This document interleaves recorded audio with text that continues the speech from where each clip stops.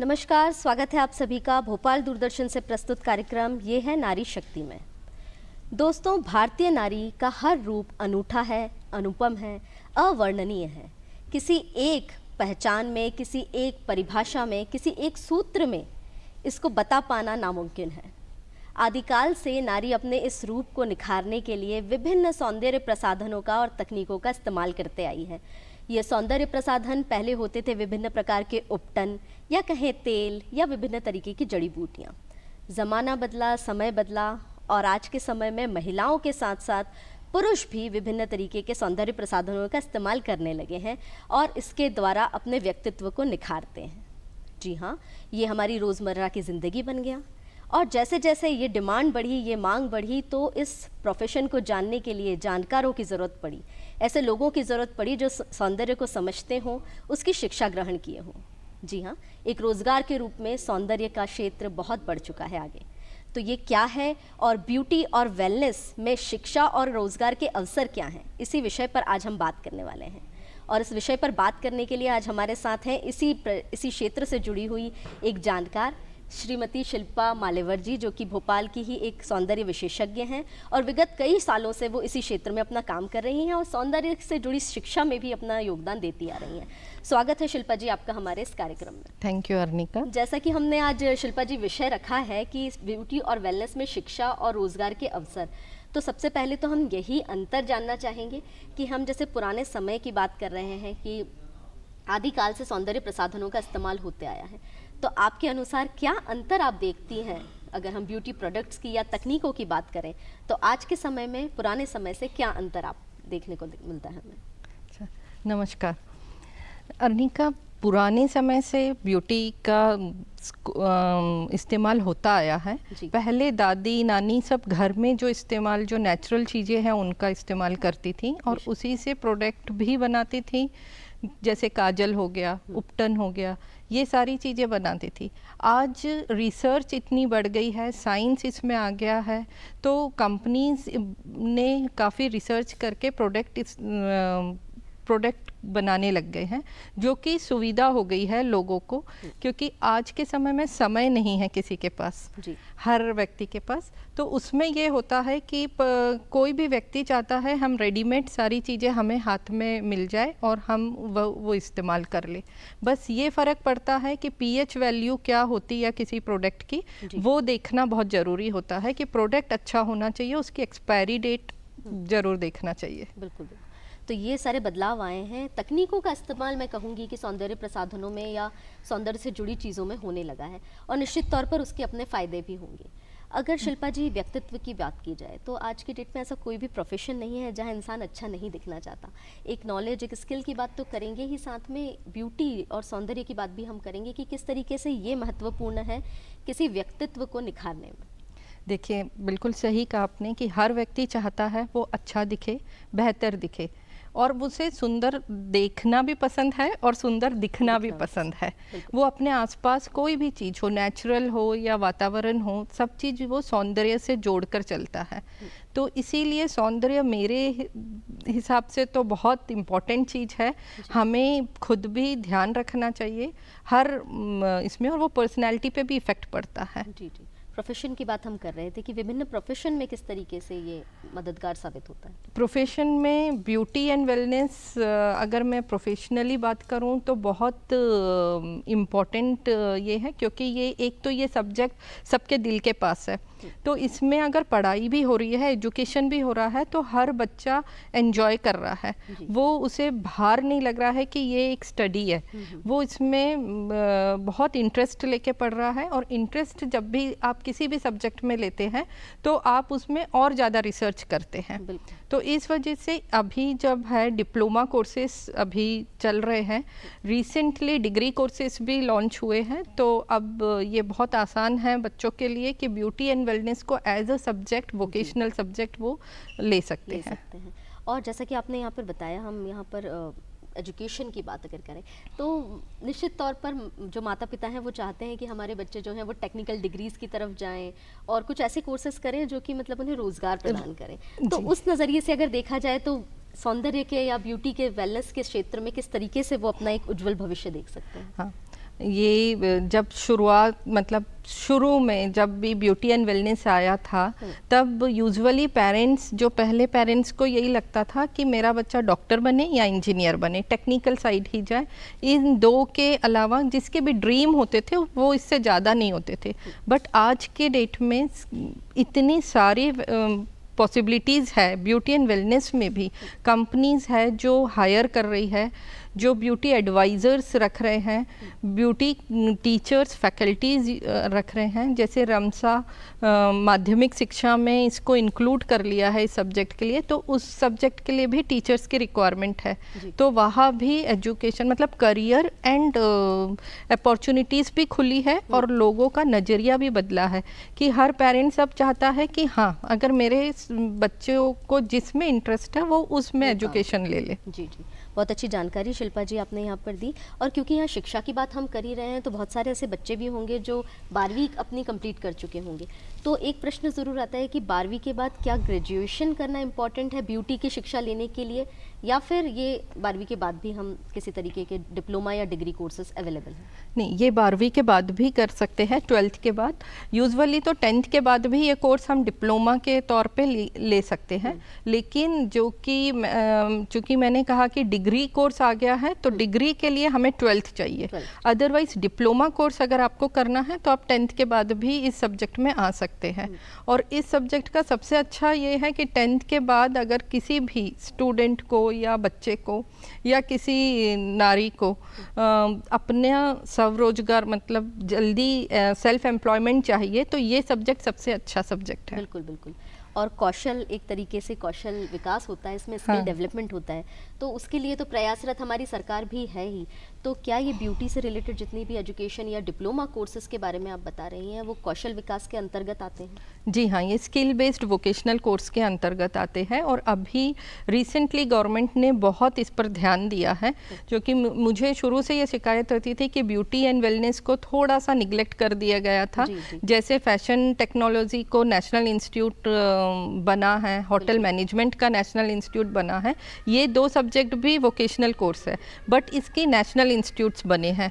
इसी तरीके से ब्यूटी एंड वेलनेस जो कि बहुत शुरुआती दौर से मतलब सबका इंटरेस्ट रहता है, लेकिन इसमें कभी भी नेशनल इंस्टीट्यूट नहीं बना है। But recently degree courses launch किए हैं तो शायद आगे सरकार इस क्षेत्र में भी अपना कुछ बढ़ाएगी। बिल्कुल बिल्कुल, उम्मीद करते हैं यही होगा, क्योंकि शिक्षा के जहाँ रास्ते खुलेंगे तो रोज़गार अपने आप उससे मिलेगा ही मिलेगा। और रोज़गार क्या है, उनसे जुड़े क्या बातें होंगी वो तो हम आगे करेंगे ही करेंगे। उसके पहले एक प्रश्न ज़रूर मन में आता है, वो प्रश्न है हर्बल और नेचुरल प्रोडक्ट्स के बारे में।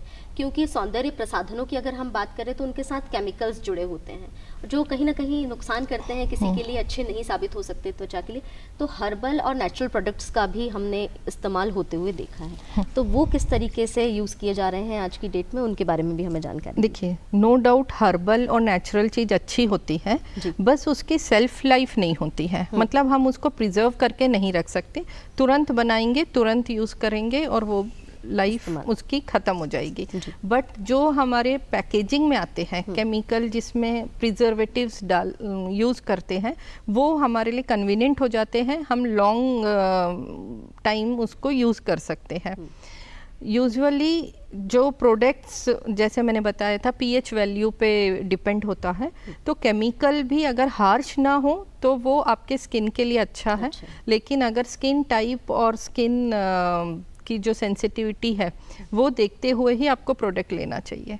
तो इसीलिए इसमें जानकार मतलब ब्यूटी एडवाइज़र जो भी जहाँ भी है वहीं से आप प्रोडक्ट लीजिए, जिससे वो सही आपको गाइड कर सकता है कि आपकी स्किन पे क्या चाहिए और क्या यूज़ होगा। जी, तो ये जानकारी अगर आपको है तो फिर आप हर्बल, नेचुरल और साथ साथ केमिकल जो प्रोडक्ट्स हैं उनका इस्तेमाल एक सेफ तरीके से आप कर सकते हैं।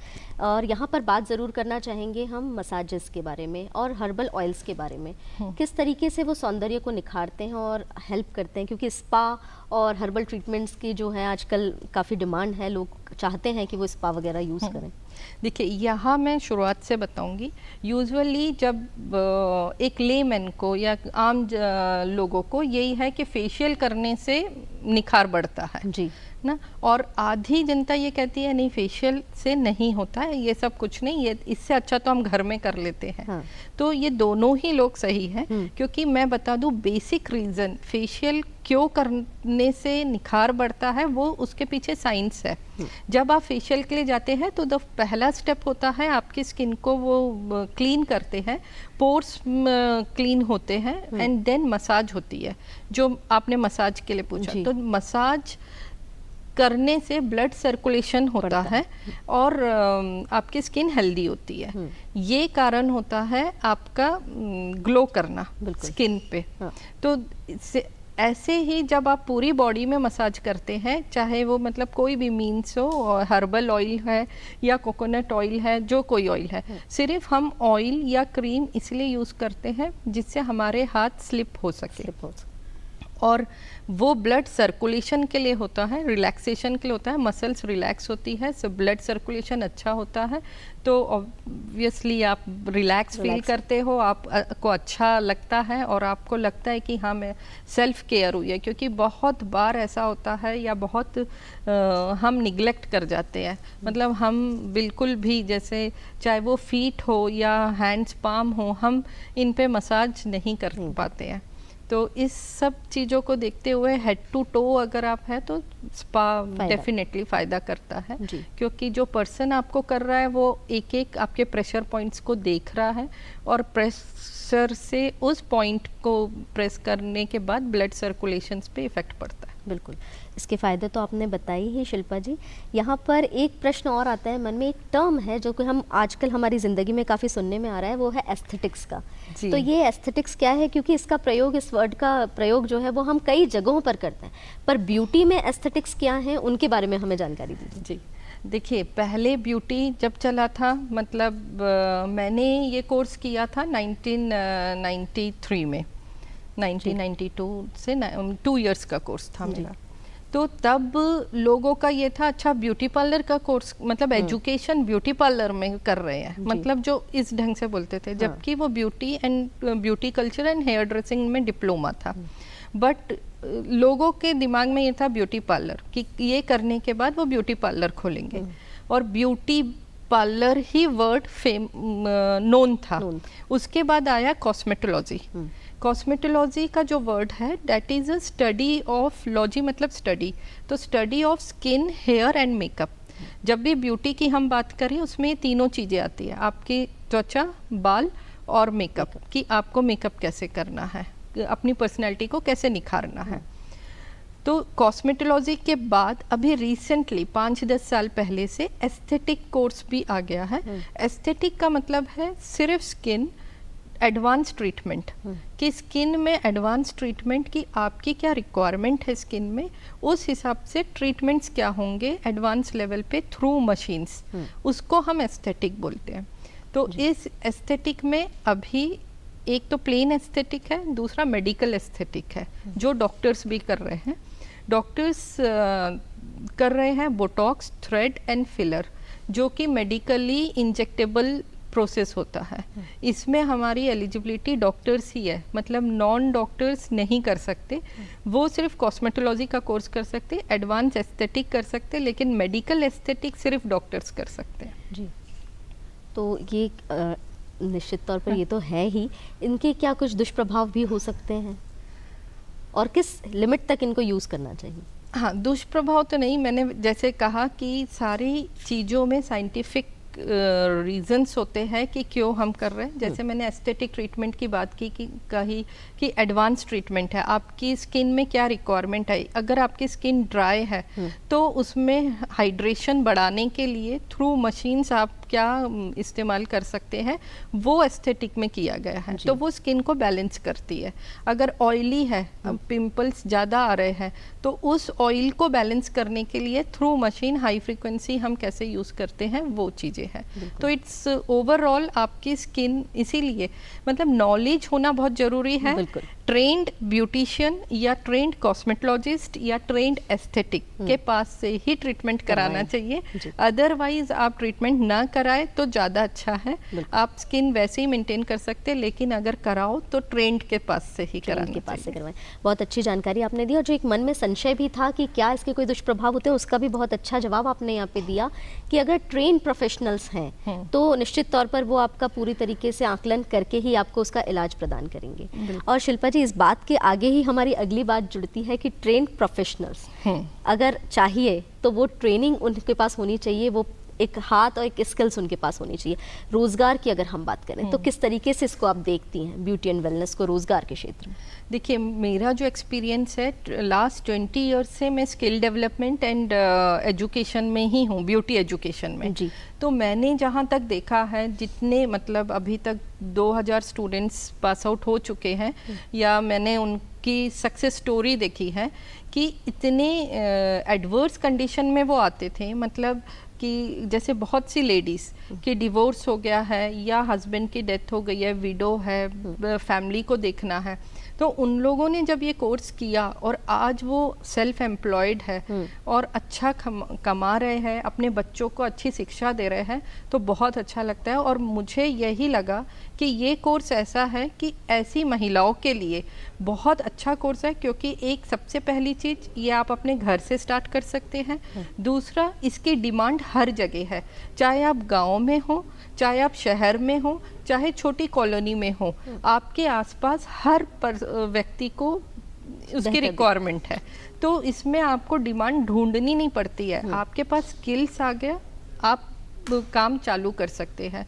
मैंने अपने उसमें एजुकेशन लाइन में ये भी देखा है, कुछ बच्चियां जो मतलब 10 महीने का या 1 ईयर का कोर्स है, 6 महीने के बाद से ही उनने कमाना चालू कर दिया, क्योंकि मेकअप स्किल्स ऐसा है, जिसकी आर्ट अच्छी है वो बहुत अच्छा मेकअप आर्टिस्ट बन सकता है। तो मेकअप स्किल आज की डेट में आपको भी पता होगा, एक दिन का मेकअप आर्टिस्ट लेते हैं 50,000 रुपीज़ एक ब्राइडल पैकेज के लिए, 1 या 2 दिन के पैकेज के लिए। तो ये तो मैं बहुत हाई रेंज बता रही, लेकिन ये स्टार्ट होता है 15,000 से 20,000 तो कॉमन है जो लेते ही लेते हैं 2 दिन का। तो उसमें स्टूडेंट्स बहुत अच्छी अर्निंग कर सकते हैं, क्योंकि ये आर्ट ऐसा है कि उन लोग 2 दिन गए, अपना किया, वापस आ गए, एजुकेशन फिर से कंटिन्यू कर लिया। उनका ब्रेक नहीं हो रहा है कि हम महीने भर जाना पड़ेगा या जॉब लेना पड़ेगा। तो फ्रीलांसिंग बहुत अच्छी चीज़ है ब्यूटी फील्ड में, और बहुत जल्दी पर्सन अपना रोजगार भी ले सकता है। तो कुल मिला के स्वरोजगार की गारंटी है अगर इस कोर्स को आप परस्यू करते हैं तो। और यहाँ पर कौशल विकास की भी हम बात कर रहे हैं यहाँ पर कि कौशल विकास कुशल भारत एक स्कीम के थ्रू इसमें भी आता है, तो क्या ब्यूटी के से रिलेटेड जो एजुकेशन है वो भी स्किल डेवलपमेंट के अंडर में आती है, और अगर आती है तो गवर्नमेंट क्या सुविधा प्रोवाइड करती है? ब्यूटी एंड वेलनेस भी स्किल बेस्ड वोकेशनल कोर्स के अंदर ही आता है। एक्चुअली गवर्नमेंट ने जब जॉब के अपॉर्चुनिटीज़ के लिए ही skill based vocational courses launch किए हैं कि पर्सन सीखे और वो खुद कमाने लग जाए, मतलब उसे नौकरी के लिए रुकना ना पड़े। तो ये जो गवर्नमेंट है बहुत सुविधाएं भी दे रही है, स्वरोजगार के लिए बहुत सारी स्कीम्स हैं, मुख्यमंत्री योजना है, प्रधानमंत्री योजना है, जिससे आप अपना सैलून या पार्लर या जो भी एक सेटअप छोटा सा भी आप स्टार्ट कर सकते हैं, तो उसमें मदद मिलती है सरकार की तरफ से। तो इसमें सोचने की मतलब किसी भी व्यक्ति को फाइनेंशियल बहुत ज़्यादा सपोर्ट की ज़रूरत नहीं है, वो छोटे से भी स्टार्ट कर सकता है और सरकार की मदद से भी वो अपना काम चालू कर सकता है। जी, तो ये बहुत बड़ा एक जवाब आपने दिया है यहाँ पर महिलाओं के लिए, क्योंकि खासतौर पर ये उन महिलाओं के लिए जवाब है जो कि घर बैठी हैं और आय के स्रोत नहीं हैं जिनके पास। शिल्पा जी, अगर मैं बात करूँ ऐसे बच्चों की जो कि ट्रेंड हैं ब्यूटी में, बट वो अपनी हायर एजुकेशन इसमें लेना चाहते हैं, हायर टेक्निक सीखना चाहते हैं, एडवांस मेकअप सीखना चाहते हैं, तो उनके लिए क्या दिशा यहाँ पर आप देना चाहती हैं? देखिए अभी रिसेंटली जैसे मैंने बताया डिग्री कोर्स आ गया है, तो जो बच्चे ट्रेंड है, डिप्लोमा ऑलरेडी कर करे चुके हुए हैं या आसपास कहीं भी पार्लर से उनने सर्टिफिकेट कोर्स भी किया है, तो वो स्टूडेंट भी डिग्री के लिए अप्लाई कर सकते हैं या आ सकते हैं। जी। और डिग्री लेने के बाद डेफिनेटली मुझे जब अगर degree B vocational course launch हो चुका है तो ये मास्टर कोर्स भी आएगा, पीएचडी भी आएगा, सब कुछ आएगा। जी, तो मुझे तो उम्मीद है कि ब्यूटी एंड वेलनेस में अच्छा करियर या एजुकेशन वाइज भी गवर्नमेंट बहुत कुछ लॉन्च करेगी। अभी तो जो जिनने डिग्री करना है जिनको, वो सर्टिफिकेट और डिप्लोमा से वो उसमें ले सकते हैं एडमिशन्स। जी। और यहाँ पर एक प्रश्न और आता है मन में कि जैसे कि बच्चे हैं वो एजुकेशन तो लेते ही हैं, साथ ही साथ कई कंपनीज़ भी ऐसी हैं, क्योंकि अगर हम कॉस्मेटिक इंडस्ट्री की बात करें भारत में ख़ास तौर पर, तो कई ऐसी नई इंडस्ट्रीज़ भी आई हैं जो कि कॉस्मेटिक प्रोडक्ट्स बनाती हैं। तो क्या वहाँ से भी रोज़गार बच्चे इससे रिलेटेड ले सकते हैं, पा सकते हैं? बिल्कुल। देखिए ब्यूटी और कॉस्मेटिक ये फास्ट ग्रोइंग इंडस्ट्री है, सबसे ज़्यादा इसमें ग्रोथ हो रही है कंपनीज़ को। तो जब कंपनी जैसे प्रोडक्ट बना रही है या कलर कॉस्मेटिक बना रही है, लिपस्टिक है या आई शेडोज है, उसको हम लोग कलर कॉस्मेटिक कहते हैं, और जो स्किन केयर है उसको कॉस्मेटिक्स कहते हैं। जी। तो जो कॉस्मेटिक्स बना रही है और वो सेल करने के लिए तो उनको ब्यूटी एडवाइज़र की ज़रूरत होती है। अब ब्यूटी एडवाइज़र वो ना कोई इंजीनियर को रख सकते हैं, ना प्लेन ग्रेजुएट को रखेंगे, वो प्रिफर यही करेंगे जिसने इस सब्जेक्ट में पूरी थ्योरी नॉलेज ली है, जिसको पूरे स्किन टाइप्स, स्किन स्ट्रक्चर सारा पता है, जिससे वो एक्सप्लेन करेगा तो क्लाइंट अपने आप परचेस कर जाएगा। जी। मतलब उनकी सेलिंग वो बढ़ जाएगी। तो कॉस्मेटिक अगर बन भी रहा है, कॉस्मेटिक प्रोडक्शन भी है, तो वहाँ भी हमारा जॉब अपॉर्चुनिटी है। इंडस्ट्रीज़ हैं तो रोज़गार होगा ही होगा। जी बिल्कुल। और शिल्पा जी, एक और प्रश्न है मन में, वो ये कि कई बार ऐसे भी लोग होते हैं जो कि अपने स्किन से रिलेटेड कई परेशानियों को जूझ रहे होते हैं, जैसे एक्ने कहें या किसी तरीके के स्किन प्रॉब्लम्स को, तो वो किस तरीके से ब्यूटी प्रोडक्ट्स का इस्तेमाल कर सकते हैं या ब्यूटी एक्सपर्ट्स की हेल्प लेकर अपना ट्रीटमेंट करवा सकते हैं? बिल्कुल। कभी भी मतलब सिर्फ ऐड देख के या किसी और के स्किन पे रिजल्ट आ गया है, मैंने ये यूज़ किया है, आप भी ये यूज़ कर लीजिए, ये नहीं करना चाहिए।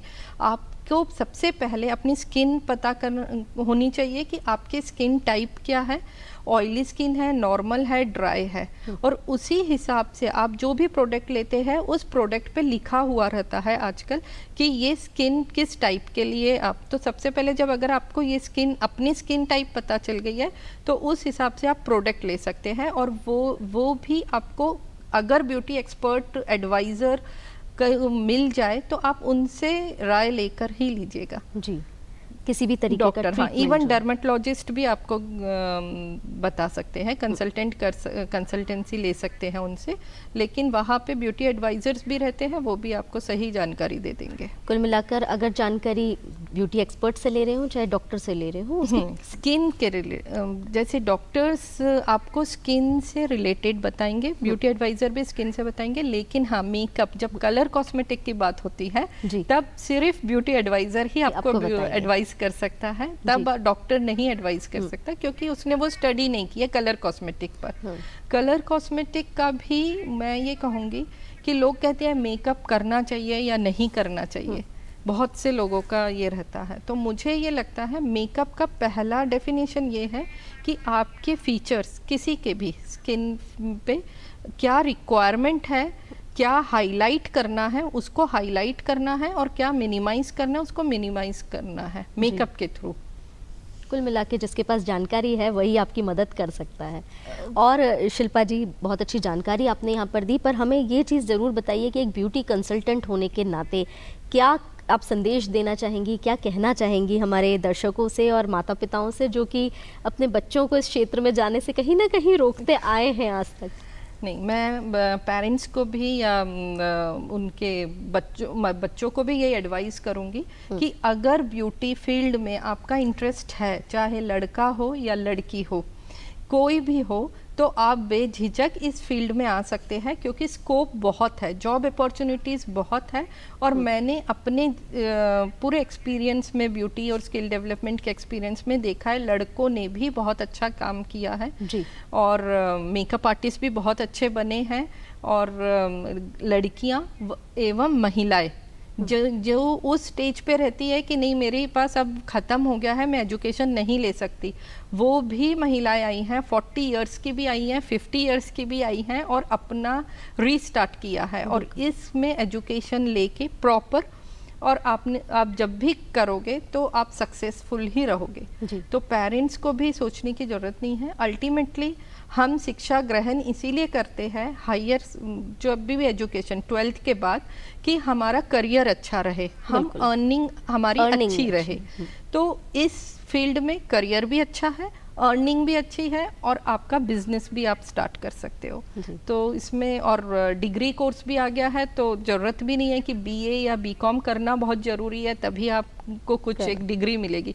तो ये भी नहीं कहने वाला है कोई कि अरे डिप्लोमा करके क्या कर लेगा। बिल्कुल, डिग्री भी है, डिप्लोमा भी है, और इंटरेस्ट भी है, तो सक्सेस होना ही, और रोजगार की गारंटी भी है। तो शिल्पा जी, बहुत अच्छी जानकारी आज आपने यहाँ पर हमें दी कार्यक्रम के जरिए। और सबसे महत्वपूर्ण बात जो हमने आज इस कार्यक्रम के जरिए जानी है कि ये एक ऐसा क्षेत्र है जो कि उम्र नहीं देखेगा, और ना ही महिला है या पुरुष है ये अंतर करेगा। आप किस वर्ग से आते हैं वो अंतर भी नहीं देखेगा। किस उम्र के पड़ाव पर आप इसमें एंटर करना चाहते हैं, सौंदर्य और ब्यूटी के क्षेत्र में आप जाना चाहते हैं, वो उम्र का भी कोई बंधन नहीं होगा। तो कुल मिलाकर इसके कोई दायरे नहीं हैं, आप जहां तक आपकी सोच है उसमें आगे बढ़ सकते हैं। बिल्कुल। बहुत बहुत धन्यवाद शिल्पा जी, आप आज इस कार्यक्रम में आई और हमारे दर्शकों को इतनी महत्वपूर्ण जानकारी आपने दी।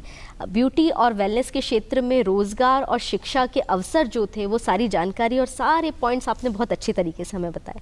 बहुत बहुत धन्यवाद आपका। थैंक यू, नमस्कार। तो दर्शकों, कैसा लगा आपको हमारा आज का कार्यक्रम? जानकारी से भरपूर लगा या नहीं, ये हमें ज़रूर बताइएगा। मिलते हैं नारी शक्ति के अगले अंक में नई जानकारियाँ लेकर। तब तक के लिए धन्यवाद।